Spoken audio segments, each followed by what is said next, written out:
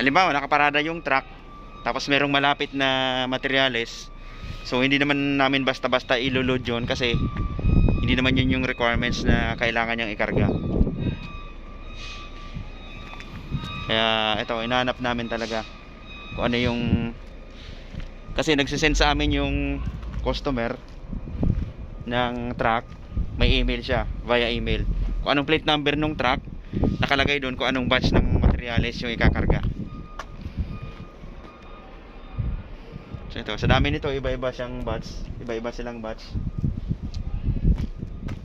Kaya hindi rin basta-basta yung pag-i-stack namin ito. Batch by batch. Batch by batch. Ayun ba yun? So hindi naman mahirap hanapin kasi nakasulat naman siya dito sa sako. So kada sako, kung isang paleta, isang batch lang yan. Meron siya ganito. Meron siya mga sticker galing doon sa company, sa production. Yan, dami naming materyales mula loob hanggang labas. Dahil napuno na sa loob, dito na kami sa labas naglalagay.